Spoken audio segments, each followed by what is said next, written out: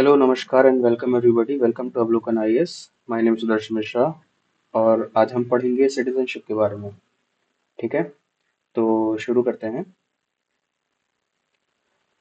सबसे पहली चीज सिटीजनशिप में इम्पोर्टेंट होती है सिटीजन जानना कि सिटीजनशिप एक्चुअली में होता क्या है। तो देखो, सिटीजनशिप का मतलब होता है कि एक इंसान और एक स्टेट के बीच का लीगल रिलेशनशिप। ठीक है, ये राइट्स ड्यूटीज और प्रिविलेजेस प्रोवाइड करता है। सिटीजनशिप जो है अपना, वो राइट्स ड्यूटीज और प्रिविलेजेस प्रोवाइड करता है। और इंडिया में सिटीजनशिप जो है वो दो चीजों से गवर्न होती है। एक कॉन्स्टिट्यूशनल आर्टिकल जो आर्टिकल 5 से 11 के बीच में है, और दूसरा है सिटीजनशिप एक्ट 1955। इन दो चीजों से इंडिया की सिटीजनशिप गवर्न होती है। तो वही इस स्लाइड में भी है कि सबसे पहला एक वर्ड है सिटीजनशिप। तो citizenship is the legal relationship between an individual and the state. ठीक है, फिर अगला सिग्निफिकेंस क्या है सिटीजनशिप का। तो वो आपको राइट्स प्रोवाइड करता है, आपकी ड्यूटीज आपको रिमाइंड करता है, और कुछ प्रिविलेजेस भी देता है।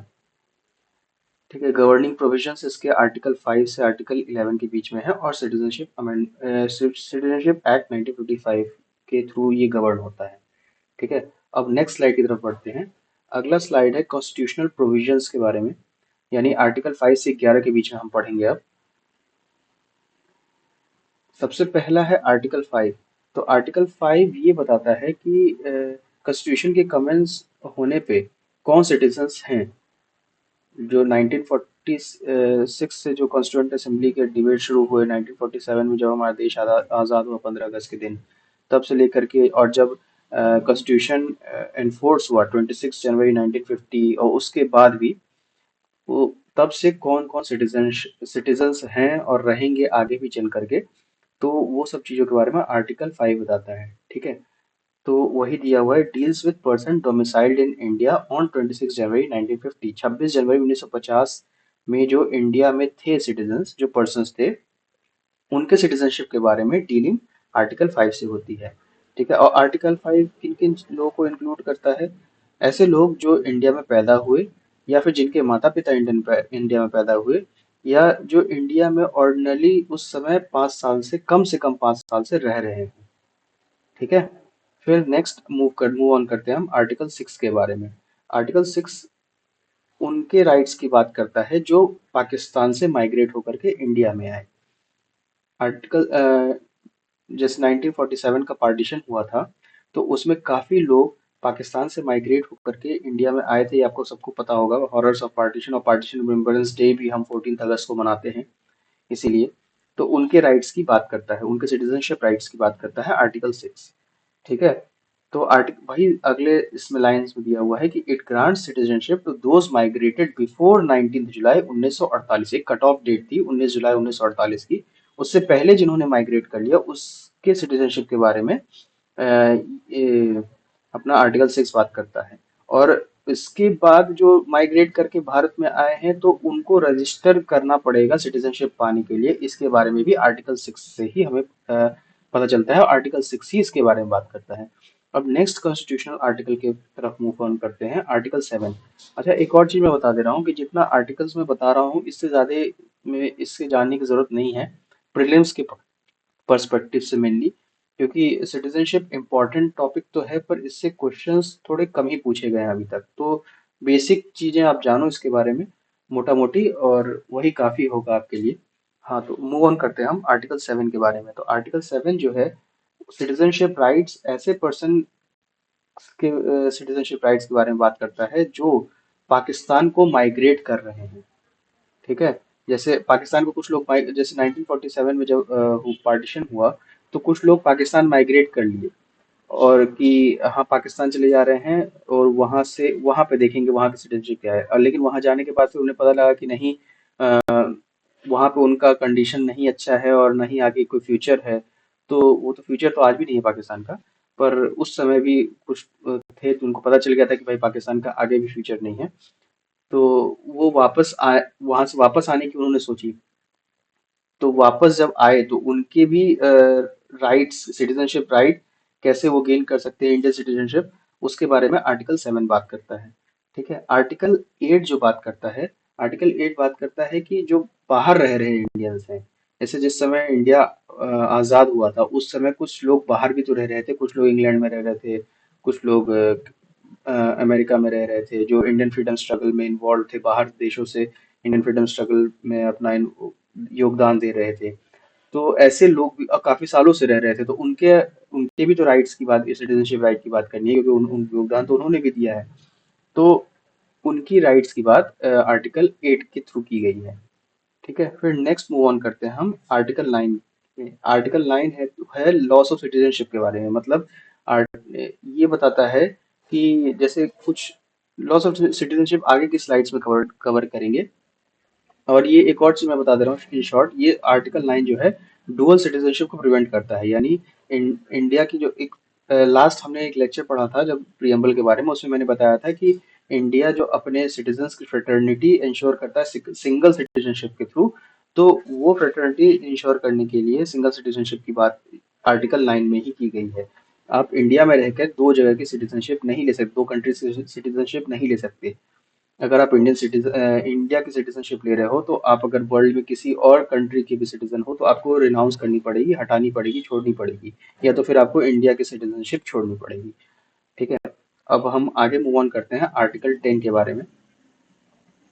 आर्टिकल 10 जो है सिटीजनशिप की कंटिन्यूटी की गारंटी देता है, उसके बारे में बात करता है। ठीक है, और फिर आर्टिकल 11 के बारे में आता है। आर्टिकल 11 जो है पार्लियामेंट को सिटीजनशिप रेगुलेट करने की पावर देता है। तो जो भी सिटीजनशिप के रिलेटेड प्रोविजंस हैं, वो सारे प्रोविजन पार्लियामेंट ही बनाता है, वही रेगुलेट कर सकता है, उस वही इसके बारे में कोई लॉ बना सकता है। स्टेट गवर्नमेंट्स का कोई इसमें पावर नहीं होता कि हाँ स्टेट गवर्नमेंट कल को बोले कि नहीं हम इसे इंडियन सिटीजनशिप नहीं देंगे। जैसे कोई कुछ स्टेट्स हैं वो बोल रही हैं कि नहीं हम इन पर्सन्स को इंडियन सिटीजनशिप नहीं देंगे, या ऐसा कुछ। तो स्टेट्स के पास ऐसा कोई पावर होता ही नहीं है। जो पावर है पार्लियामेंट के पास ही है, एज पर कॉन्स्टिट्यूशन के आर्टिकल 11 के थ्रू। ठीक है, अब हम आगे मूव ऑन करते हैं।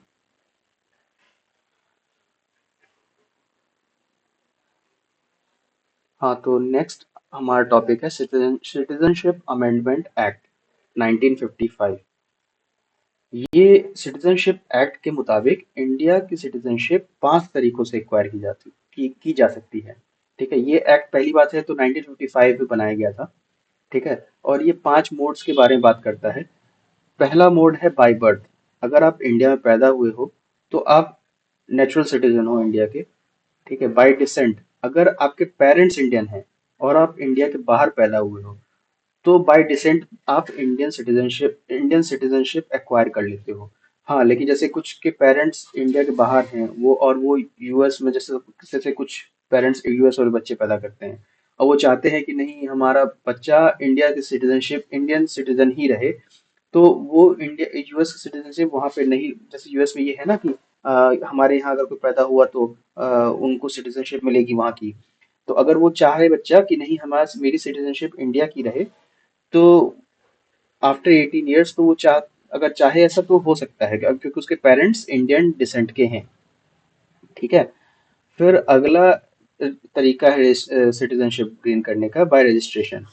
जिस कुछ केसेस जहाँ पे इंडियन ओरिजिन या इंडियन स्पाउस अगर है आपका, मतलब जैसे कुछ कहीं कहीं होता है कि इंडियंस फॉरेन में शादी करते हैं, तो उनके जो स्पाउस हैं अगर वो इंडियन ओरिजिन के हैं, तो रजिस्ट्रेशन के through they can gain Indian citizenship. ठीक है, चौथा तरीका है बाय नेचुरलाइजेशन। कुछ फॉरेनर्स जो क्राइटेरिया फुलफिल करें, इनके कुछ इसके भी कुछ क्राइटेरिया है, वो इतना इंपॉर्टेंट है नहीं इसलिए मैं उसके बारे में डीप में नहीं जाऊंगा। वो क्राइटेरिया अगर फुलफिल करेंगे तो bye naturalisation they can also be Indian citizen. ठीक है, और पांचवा है बाय इनकॉर्पोरेशन ऑफ टेरिटरी। अगर कोई टेरिटरी इंडिया का पार्ट बन जाए, जैसे 1961 में से पहले गोवा इंडिया का पार्ट नहीं था, पर 1961 में इंडियन गवर्नमेंट ने गोवा पे गोवा के फ्रीडम स्ट्रगल में और गोवा को अब आज़ादी दिलाने में पोर्टुगीज से हेल्प की, तो और एक्वायर कर लिया, फिर वो टेरिटरी ऑटोमेटिक एक्वायर हो गई इंडिया में। तो जितने भी सिटीजन जितने भी बंदे थे गोवा के गोवन से उस समय के, वो इंडियन सिटीजन्स ऑटोमेटिक बन गए 1961 के बाद। ठीक है, और अगला अभी जैसे पीओके की बात चल रही है, तो इन फ्यूचर अगर इंडिया में पीओके शामिल हो जाता है जो कि होगा, तो वो भी इंडियन सिटीजन्स ऑटोमेटिक ही बन जाएंगे। तो अब इसके बाद फिर हम आगे बढ़ते हैं, अमेंडमेंट्स की बात करते हैं, सिटीजनशिप अमेंडमेंट्स की। और ये थोड़ा काफी ज्यादा कंट्रोवर्शियल टॉपिक भी है, तो इसके बारे में तो आपने काफी सुन भी रखा होगा, तो इसमें आगे बढ़ते हैं। सबसे पहला है 1986 के अमेंडमेंट्स। 1960 1986 का अमेंडमेंट, जो पहला अमेंडमेंट हुआ था सिटीजनशिप एक्ट में, तो इसमें सिटीजनशिप बाय बर्थ को थोड़ा रिस्ट्रिक्ट कर दिया गया था। डीप में इसमें जाने की जरूरत नहीं है आपको। ज्यादा डीप में समझना है तो आप कमेंट कर देना, मैं थोड़ा समझा दूंगा एक वीडियो बना करके छोटी सी। फिर उसके बाद फिर आता है 2003 का अमेंडमेंट, जिसमें ओवरसीज सिटीजन ऑफ इंडिया की स्कीम को इंट्रोड्यूस किया गया था, और एनआरसी का प्रोविजन ऐड हुआ था। एनआरसी कौन सा? National register for citizens. ठीक है, काफी न्यूज में भी था, इसके बारे में तो आपको पता ही होगा। 2003 के अमेंडमेंट के बारे में मैं थोड़ा बता देता हूँ। 2003 का अमेंडमेंट जो है वो प्रोविजन बनाया था, OCI overseas citizen of India, कुछ लोगों के जो पीआई, पहले पीआईओस हुआ करते थे, persons of Indian origin, 16 specified countries के, उनको उस ओवरसीज सिटीजन ऑफ इंडिया का टैग देने के लिए 2003 का अमेंडमेंट आया था। ठीक है, और एक और चीज आप याद रखो कि overseas citizen of India dual citizenship नहीं होती है, क्योंकि डुअल सिटीजनशिप फॉरबिडन है इंडियन कॉन्स्टिट्यूशन में। और किस आर्टिकल के तहत फॉरबिडन है, अभी थोड़ी देर पहले हमने डिस्कस किया था, कमेंट में लिख के बताओ मुझे। ठीक है, अब इसके बाद फिर आते हैं जो सबसे बवाल वाला टॉपिक रहा है 2019 का। कहाँ भागे भाई बवाल से पहले, हाँ, 2019 का constitutional amendment act, citizenship amendment act, sorry, citizenship amendment act. ये एक्ट जो है पाकिस्तान, बांग्लादेश और अफगानिस्तान के परसिक्यूटेड माइनॉरिटीज, जिसमें Hindus, Christians, Sikhs, Buddha, Jain, Parsi, ये शामिल हैं। इनको सिटीजनशिप देने की बात की जाती है। ठीक है, अब आगे बढ़ते हैं हम। अगला टॉपिक है अपना लॉस ऑफ सिटीजनशिप, कि भाई आप अपनी सिटीजनशिप कैसे गंवा सकते हो या कैसे छोड़ सकते हो। तो तीन तरीके हैं अपनी सिटीजन इंडियन सिटीजनशिप को गंवाने के या छोड़ने के। सबसे पहला तरीका है रिनाउंसिएशन का, यानी आप खुद ही अपनी सिटीजनशिप छोड़ दे रहे हो।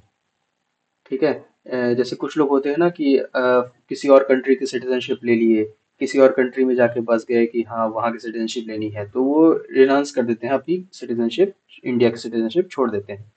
फिर दूसरा तरीका होता है टर्मिनेशन, जिसमें ऑटोमेटिक लॉस होता है। आप कुछ किसी ऐसे कृत्य में इन्वॉल्व हो जाओ जिससे आपका टर्मिनेशन ही हो जाए सिटीजनशिप का, तो वो एक तरीका है, हालांकि कभी होना नहीं। डेप्रीवेशन, जिसमें गवर्नमेंट आपकी सिटीजनशिप रिवोक कर दे, ये नॉर्मली उनके लिए डेप्रीवेशन वाला होता है कि जो, जैसे किसी ने सिटीजनशिप एक्वायर किया, एक्वायर करने के जो तरीके मैंने बताए उधर 5 तरीके, उन तरीकों से किसी ने एक्वायर किया, और कुछ किसी ऐसे गतिविधि, किसी ऐसे काम में इन्वॉल्व हो गया जो इंडियन स्टेट के अगेंस्ट हो, इंडियन इंटरेस्ट के अगेंस्ट हो, तो उस केस में गवर्नमेंट उसकी सिटीजनशिप रिवोक कर लेती है। ठीक है, तो अब नेक्स्ट स्लाइड की तरफ बढ़ते हैं। नेक्स्ट स्लाइड में ये लास्ट टॉपिक है आपका। एक क्वेश्चन आया है प्रीवियस ईयर में, 2021 में। ये क्वेश्चन आप सॉल्व करो, मैं क्वेश्चन पढ़ता हूँ आपके लिए। With reference to India consider the following statements. पहला, there is only one citizenship and one domicile. दूसरा, a citizen by birth can become the head of the state. A citizen by birth only can become the head of the state. फिर तीसरा है, a foreigner once granted citizenship can not be deprived of it under any circumstances. इसमें से आप बताओ कौन सा statement सही है। ठीक है, कमेंट करके बताओ, इसका आंसर मैं बताऊंगा नहीं, क्योंकि जो मैंने लेक्चर पढ़ाया है उसमें इसके आंसर दिए हुए हैं, इसका आंसर मैंने समझाया है एक तरह से। ठीक है, तो यहाँ हम अपने लेक्चर को ख़त्म करते हैं, और अगर आपको कोई सवाल हो, कुछ पूछना हो, तो you feel free to post them in the comment section. अगर वो बड़ा टॉपिक होगा तो मैं छोटी सी वीडियो बना दूंगा उस पर, और अगर कोई छोटा सिंपल होगा तो it will be responded there only. Thank you, happy studying.